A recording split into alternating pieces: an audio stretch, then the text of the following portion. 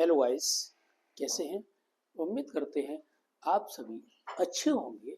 आपको BS study channel पर आने के लिए ढेर सारी शुभकामनाएं। आप हंसते हंसते आएंगे तो हंसते हंसते ही परीक्षा को पार कर लेंगे। इसलिए आइए, welcome welcome. BS study channel पर आपका स्वागत है। आप एक बार आके देखिए, बहुत सारी मेहनत नहीं करनी है। आपको केवल टू द पॉइंट पढ़ना है। समय एग्जाम वाली बात आ गई है तो एग्जाम दो, एग्जाम क्रैक करो। केवल क्या करना है, बहुत सारी दुनिया नहीं देखनी है। टू द पॉइंट पढ़ेंगे, वही क्वेश्चन पढ़ेंगे जो परीक्षा में आएंगे। और आपके परीक्षा में ऐसे नंबर आएंगे, आपको नाम सब लोग लेंगे, आपका नाम लेंगे, हाँ बीएस स्टडी पढ़े थे इसलिए अच्छे नंबर आ गए। आप भी चिल्लाएंगे। ओके गाइस, आप भी पढ़ें, अपने साथियों को पढ़ाएं, सबको इस चैनल पर जोड़ने का प्रयास करें जिससे वो भी अच्छे नंबर पा सकें। गाइस, चैनल को जितने साथियों को जोड़ देंगे उन सभी को सफलता मिलेगी, ये दावा है हमारा। आप लोग और ध्यान दें, केवल फॉर्मूला याद करेंगे और सूत्र अपने आप, जैसे ही फॉर्मूला याद होगा न्यूमेरिकल अपने आप हो जाएगा, परिभाषा अपने आप हो जाएगी। एक एक न्यूमेरिकल हम एक एक फॉर्मूला पर करा रहे हैं, आप लोग एक एक कर लेंगे और ऐसे दो चार बार वीडियो को देख लेंगे। इस जो हम कराने जा रहे हैं इस चैप्टर से हर वर्ष न्यूमेरिकल आता ही आता है, आता ही आता है, आता ही आता है। इसलिए आओ गाइस, आइए आइए आइए बीएस स्टडी चैनल पर आइए, हम मिल करके हम लोग इस परीक्षा को क्रैश करते हैं। ओके गाइस, धन्यवाद। देखेंगे एक क्वेश्चन दिया है उसने, क्या 5 हेनरी सुप्रेरकत्व वाली कुंडली में 5 हेनरी सुप्रेरकत्व वाली कुंडली में 5 एम्पियर की धारा 0.1 सेकंड में शून्य हो जाती है। 0.1 सेकंड में शून्य हो जाती है तो कुंडली में उत्पन्न प्रेरित विद्युत वाहक बल की गणना कीजिए। ओके गाइस, ओके गाइस, अब 5H फॉर हेनरी है, यानी कि 5 हेनरी सुप्रेरकत्व बोले तो जान लें आपको एल दिया गया है, एल दिया गया है, एल क्या दिया गया है, एल बराबर 5 हेनरी, 5 हेनरी, एल दिया गया है 5 हेनरी, एल दिया गया है 5 हेनरी। और देखो 5 एम्पियर की धारा 0.1 सेकंड में शून्य हो जाती है। अब धाराएं दो हैं, एक है 5 एम्पियर, एक है शून्य, एक 5 एम्पियर, एक है शून्य, एक 5 एम्पियर, एक है शून्य। तो आप लोग क्या करेंगे, क्या करेंगे, एक को मान लें धारा को I1, एक को मान लें I1 5 एम्पियर दिया गया है, और I2 आप ध्यान देंगे I2 धारा शून्य हो जाती है, धारा शून्य हो जाती है। एक को वहाँ यानी कि पहले जो धारा दी गई उसे हमने I1 मान लिया, दोबारा दी गई है उसे I2 मान लिया, दोबारा शून्य हो जाती है। हो गई बात। अब बात है कितने समय में, कितने समय में, समय को टी मानते हैं, आप सभी लोग जानते हैं समय को टी मानते हैं। क्योंकि यहाँ समय सूक्ष्म समय है, बहुत ही सूक्ष्म समय होता है। जहाँ सूक्ष्म समय होता है वहाँ क्या करते हैं, डेल्टा, जो भी सूक्ष्म होता है उसमें डेल्टा लगा देते हैं। समय है तो समय ले लेंगे 0.1 सेकंड, 0.1 सेकंड। आपने ये कहानी याद कर ली कि इतना इतना दिया गया है, इतना इतना दिया गया है।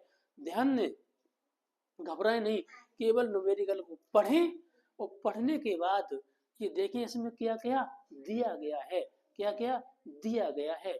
उसके बाद देखेंगे क्या हमको निकालना है, क्या हमको निकालना है। उस पर जाएंगे, कह रहा है कुंडली में उत्पन्न प्रेरित विद्युत वाहक बल की गणना कीजिए। याद करो, प्रेरित विद्युत वाहक बल, जहां भी विद्युत वाहक बल की बात आई होगी तो आपने याद किया होगा उसे स्मॉल ई मानते हैं। गाइस, स्मॉल ई मानते हैं। इतना हम पहुंच चुके हैं, पहली स्टेज हम क्रॉस कर चुके हैं। कौन सी, वही वाली, देखो जो हमको दिया था, जो निकालना था वो हम ज्ञात कर चुके हैं। ओके गाइस, अब हमको ये देखना है इन दोनों में रिलेशन क्या है। इनमें जो संबंध ढूंढ लिया तो फिर दुनिया की कोई भी रास्ता आपको रोक नहीं सकती है न्यूमेरिकल से, चाहे वो बायो से हो चाहे मैथ से हो, कोई भी एग्जाम हो आप क्रैश कर लेंगे, आप पास कर लेंगे अच्छे से, अच्छे नंबर आ जाएंगे। गाइस देखो कैसे कैसे आपने ये ज्ञात कर लिया क्या क्या दिया है, अब ये ज्ञात कर लिया क्या निकालना है, इनमें क्या संबंध होता है ये जान के रहेंगे हम लोग। कैसे, शायद याद करो आपने पढ़ा होगा ई बराबर, हाँ आप लोग ध्यान देंगे ई बराबर होता है माइनस का एल डेल्टा आई बटे डेल्टा टी। ये आपने फॉर्मूला पढ़ा है, और नहीं पढ़ा है तो पिछले वाला वीडियो देख लेंगे तो आपको फॉर्मूला याद हो जाएगा। पिछले फॉर्मूले में हमने इसी चैप्टर का एक वीडियो बनाया है। तो गाइस, तो आप लोग अगर फॉर्मूला याद नहीं है तो वो वाला वीडियो देख लेंगे तो फॉर्मूला भी याद हो जाएंगे। यानी बोर्ड परीक्षा में आपको हंसते हंसते न्यूमेरिकल कर देना है, कोई टेंशन नहीं होगी। तो गाइस देखो, फिर से देखो कैसे, एक स्टेप और बढ़ा दो। जो लोग नहीं जानते हैं, इस डेल्टा का मतलब नहीं जानते हैं, सीख लें। इस डेल्टा का मतलब है यानी धारा में परिवर्तन, धारा में अंतर, सूक्ष्म धारा है जो अंतर है एक, यानी कि दोनों का अंतर, दो धारा दी गई है, एक आपकी I2 है और एक I1 है, एक I2 है और एक I1 है। ओके गाइस, एक I2 है और एक I1 है। तो हम ऐसे लिख सकते हैं, कैसे, माइनस का L I2 minus I1, I2 delta I को ऐसे लिख सकते हैं। ओके गाइस, अब तो कहानी बन गई, कोई टेंशन नहीं। देखो E बराबर, E चाहिए है, L आपको दिया है, I2 माइनस I1, I2 कितना है, 0, I1 कितना है, 5, डेल्टा टी दिया गया है 0.1 सेकंड, 0.1 सेकंड हो गया, आधा काम हो गया। लास्ट बचा है E बराबर, कैसे, माइनस का L बोले तो 5 दिया गया है, I2 बोले तो 0, I1 बोले तो 5, बटे डेल्टा टी की वैल्यू आप लोग सही से देखो, दी गई 0.1 सेकंड।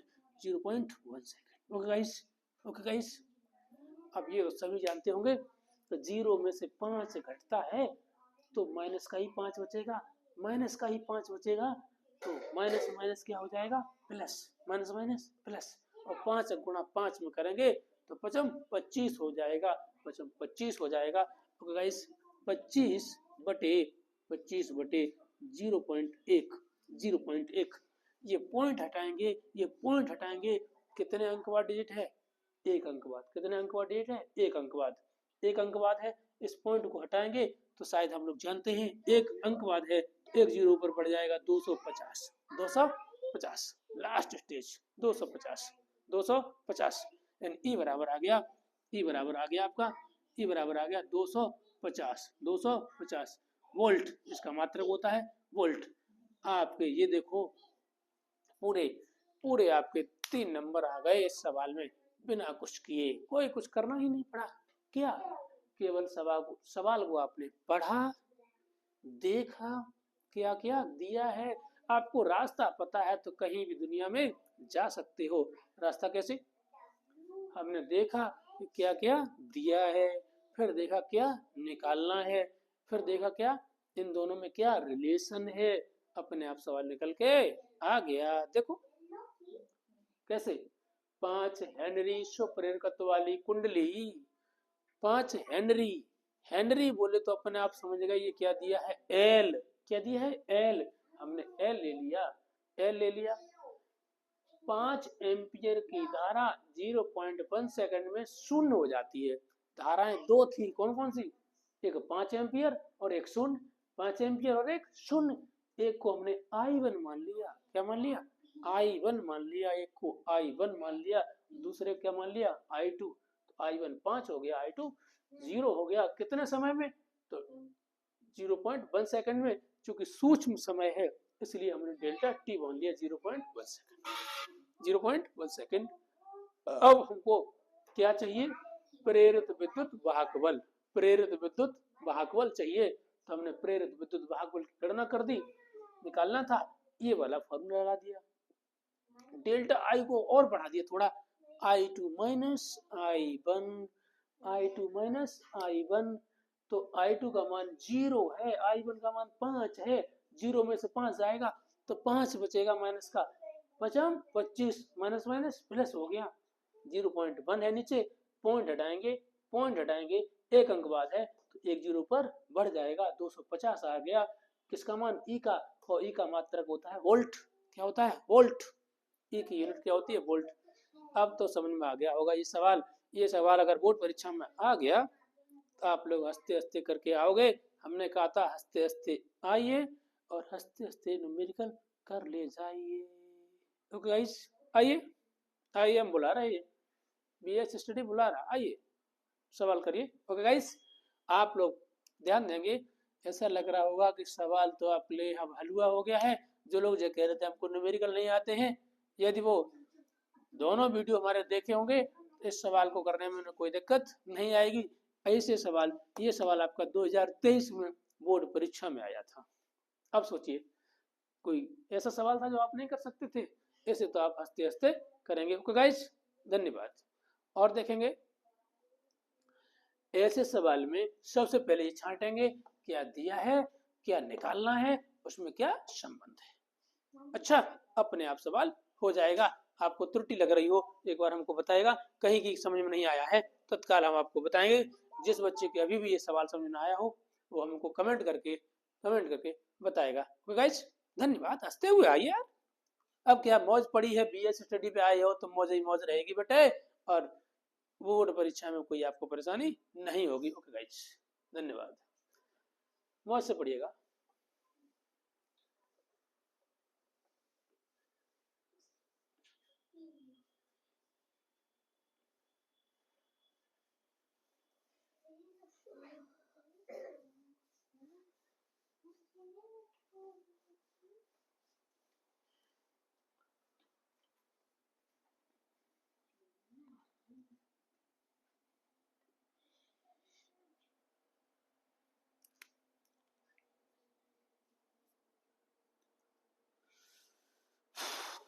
अगला सवाल लिखेंगे। यदि किसी ट्रांसफार्मर की यदि किसी ट्रांसफार्मर की अगला सवाल होगा। यदि किसी यदि किसी यदि किसी ट्रांसफार्मर की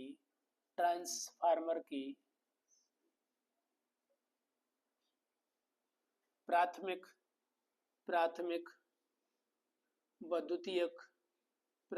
व द्वितीयक कुंडलियों कुंडलियों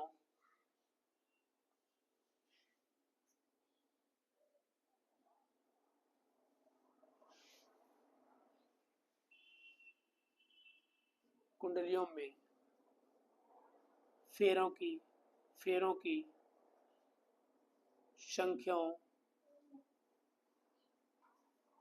संख्याओं का अनुपात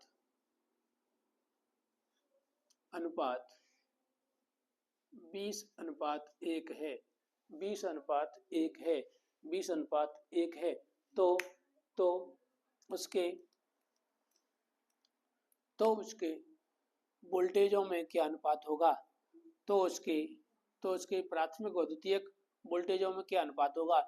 या हम डायरेक्ट कह दें, वोल्टेजों में क्या अनुपात होगा?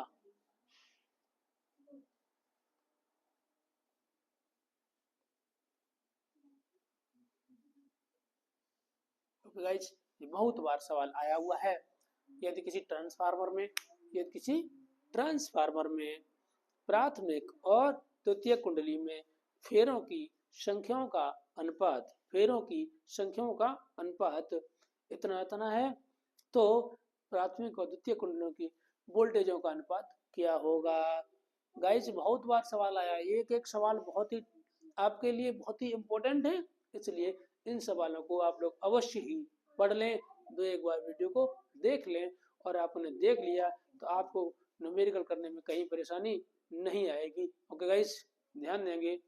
ये सवाल है, यदि किसी ट्रांसफार्मर में प्राथमिक और द्वितीय कुंडली में यदि किसी ट्रांसफार्मर की प्राथमिक और द्वितीय कुंडली में ट्रांसफार्मर की प्राथमिक और द्वितीय कुंडली में फेरों की संख्या का अनुपात है 20:1, यानी कि एनपी अनुपात एनएस दिया है 20:1।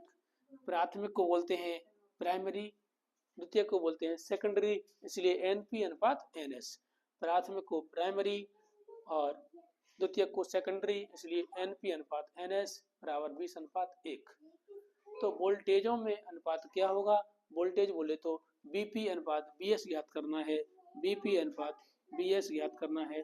आप लोग ध्यान देंगे, आपने यहाँ भी एक फॉर्मूला पढ़ा होगा, शायद याद हो। क्या याद करो, अच्छे से याद करो। N S upon N P बराबर B S upon BP, B S upon BP. आप लोग पिछला वाला वीडियो देख लें तो फॉर्मूला में नो टेंशन, चूंकि फॉर्मूला का एक पूरा वीडियो ही बनाया, इसी टॉपिक का बनाया है, इसलिए पिछले वाले वीडियो को बिल्कुल ना भूलें, उसे अवश्य आप लोग देख लें। और देख लिए तो न्यूमेरिकल करने में कोई दिक्कत नहीं आएगी। ओके गाइस, हाँ, हमको चूंकि बीपी अनुपात बीएस चाहिए तो इस पूरे को उल्टा कर दो, दोनों तरफ बदल दो। बदल देंगे तो क्या आ जाएगा? BP upon BS, BP upon BS बराबर, इसे भी बदल दो, NP upon NS, NP upon NS. Okay guys, अब हमको एनपी अपॉन एनएस या एनपी अनुपात एनएस का मान दिया है 20 अनुपात 1, बोले तो 20/1, 20/1, 20/1 या इनका अनुपात लिखना चाहेंगे, तो एनपी बीपी अनुपात बीएस बराबर हो जाएगा 20 अनुपात 1। ये सवाल भी बोर्ड परीक्षा के लिए या अन्य कोई भी एग्जाम है, टीजीटी पीजीटी, वहां भी आता है, इसलिए इस सवाल को भी आप लोग 1-2 बार देखेंगे, अपने आप आ जाएगा। मैंने ये फॉर्मूला आपको याद होना चाहिए। ओके गाइस, धन्यवाद। आप लोग ऐसे ही चैनल पर जुड़ते रहें और सभी दोस्तों को लाइक करते रहेंगे, यानी कि शेयर करते रहेंगे, तो आपका काम बन जाएगा। ओके, आप लोग ध्यान देंगे।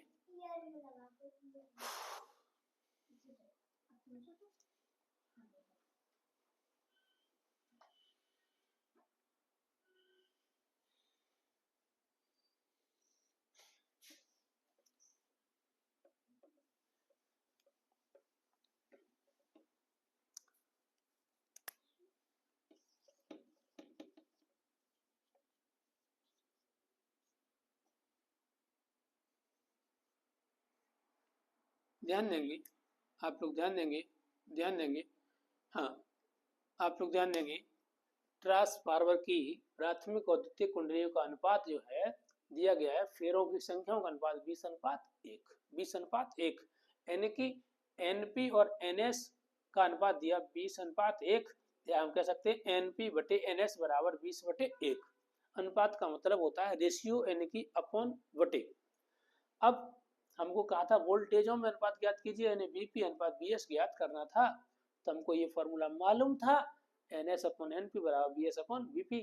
चूंकि हमें चाहिए बीपी अपॉन बीएस, तो हमने उल्टा कर दिया, बीपी अपॉन बीएस बराबर NP upon NS, BP upon BS बराबर एनपी अपॉन एनएस। फिर से देख लें, हमको बीपी अपॉन बीएस चाहिए, तो इस पूरे फॉर्मूले को उल्टा कर दिया हमने, क्या लिख दिया?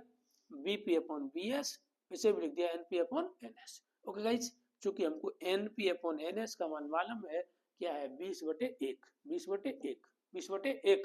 अब हमको मालूम था अनुपात का मतलब बटे होता है, चूंकि एनपी अपॉन एनएस की वैल्यू मालूम 20/1 है, तो बीपी बटे बीएस की वैल्यू भी हो जाएगी 20/1।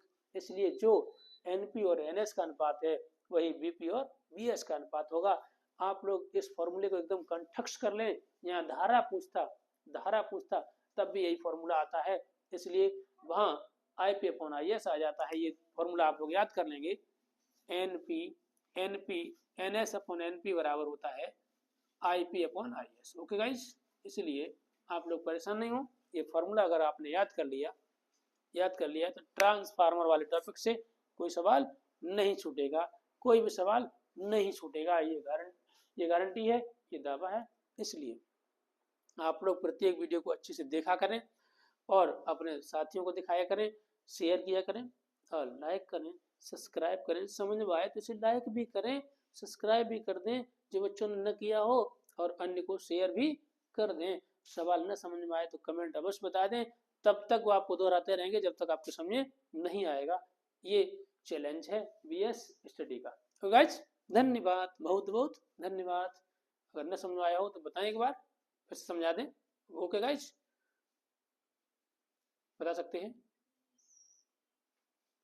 हाँ, ऐसे ही एनपीएनएस का हो गया।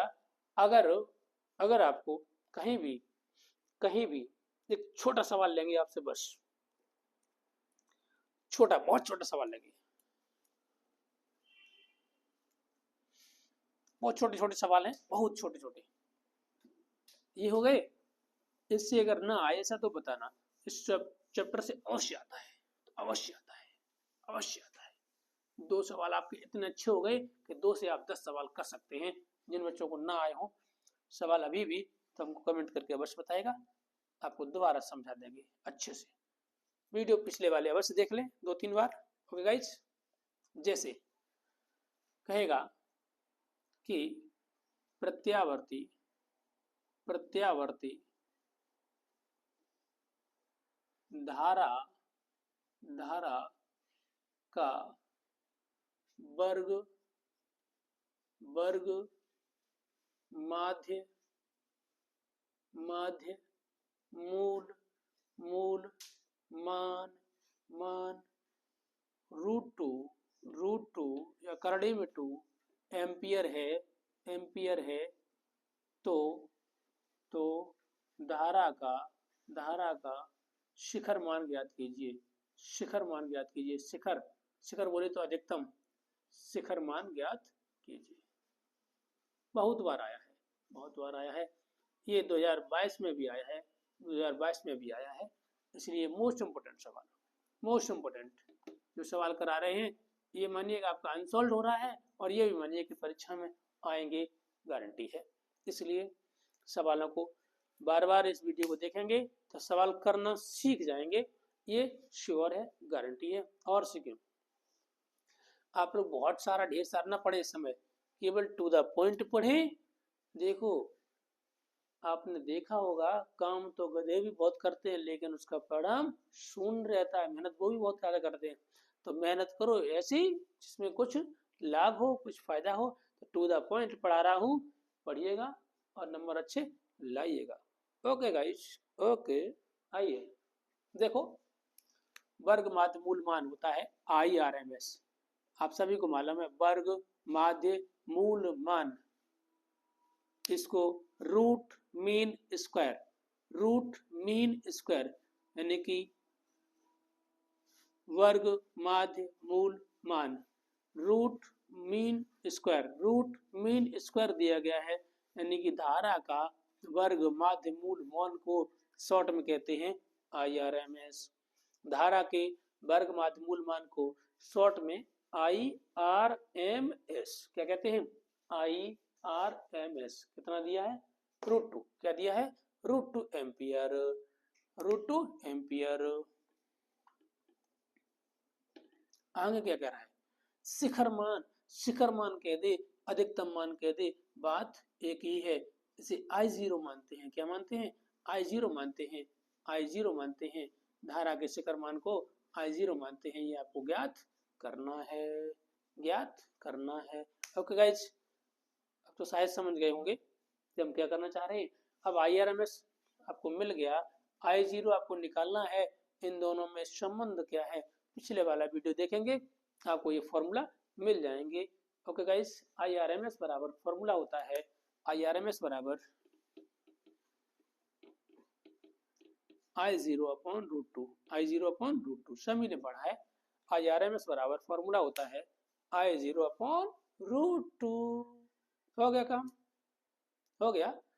देखें, IRMS बराबर होता है I0/√2। IRMS बराबर I0/√2। देखियो, आपको अब कहीं नहीं जाना है, BS स्टडी पर शाम को आकर के एक वीडियो देख लें, तो फिजिक्स में आपके 90-95 नंबर आ जाएंगे, ये गारंटी है। नंबर चाहिए तो BS स्टडी पे आइए, और नहीं चाहिए तो कहीं भी जाइए। ओके गाइस, आओ तो फिर नंबर चाहिए, आओ। देखो, यहाँ से I0 बराबर निकालेंगे, इस √2 का इधर गुणा हो जाएगा। I0 बराबर निकालेंगे तो √2 का इधर गुणा हो जाएगा। I0 बराबर निकालेंगे √2 का इधर गुणा हो जाएगा। √2 गुणा होगा इंटू IRMS हो जाएगा। IRMS की वैल्यू कितनी है, √2। कितनी है, √2। तो क्या हो जाएगा, I0 बराबर root two into root two. चूंकि IRMS की वैल्यू कितनी है रूट 2, हमने यहाँ पर रख दी। IRMS की जगह रूट 2 रख दिया तो रूट 2 इंटू रूट 2। जब भी कोई संख्या रूट में है उसका आपस में गुणा करते हैं तो रूट हट जाता है, वो संख्या बचती है। शायद आपको मालूम होगा संख्या बचती है 2, मात्र हो गया इसका एम्पियर। मात्र क्या हो गया एम्पियर। ओके गाइस, एक बार ध्यान देंगे। प्रत्यावर्ती धारा का वर्ग माध्य मूल मान बोले तो I R M S root 2 ampere. धारा का शिखर मान बोले तो I0 निकालना था। अब क्या कह रहा है, इन दोनों में रिलेशन होता है, संबंध होता है। हट IRMS बराबर I0 अपन रूट टू। अब हमें चाहिए I0, तो I0 बराबर इस रूट 2 को हो जाएगा गुणा रूट 2 इंटू IRMS। काम हो गया। IRMS की वैल्यू रख दी हमने कितनी रूट टू इंटू टू हो गया। क्या हो गया 2 एम्पियर। ये सवाल आपका 2022 में आया बोर्ड परीक्षा में, और TGT साइंस में भी आया है। इसलिए TGT PGT वाले चाहे इंटर वाले आप लोग अच्छे ध्यान दें। ऐसे सूत्र ऐसे सवाल कहीं नहीं मिलेंगे, आप अच्छे से करते जाइएगा, आपका एकदम उद्धार हो जाएगा। ओके गाइस, आइए, धन्यवाद। आप लोग अपने दोस्तों को भी इसे शेयर करते रहना और देखते रहना।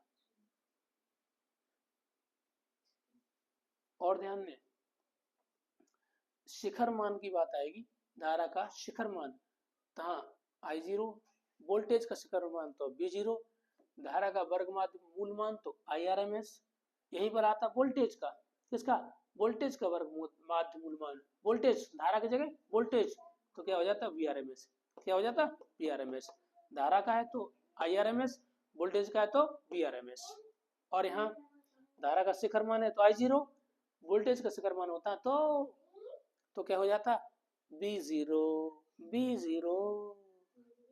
अब अगर IRMS पे आ जाए चाहे VRMS पे आ जाए, आप न्यूमेरिकल श्योर कर लेंगे। ये वादा है, BS स्टडी चैनल का ये वादा है, आपसे न्यूमेरिकल नहीं छूटेगा।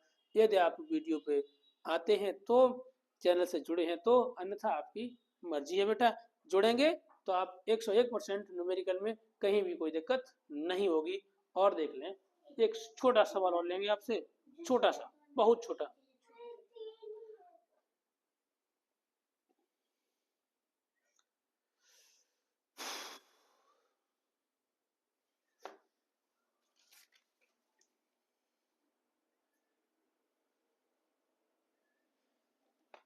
बहुत छोटा सा, ये जरूर आता है, हर बार आता है ऐसा सवाल।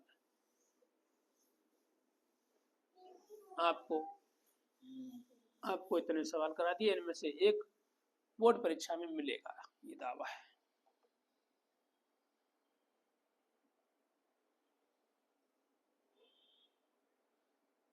क्या निम्न में से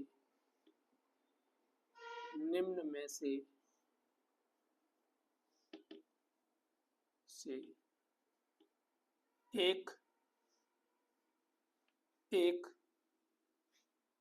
t की विमान नहीं है,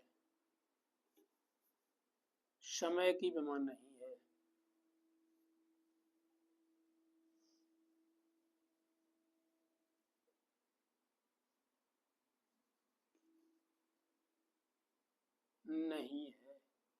नहीं है।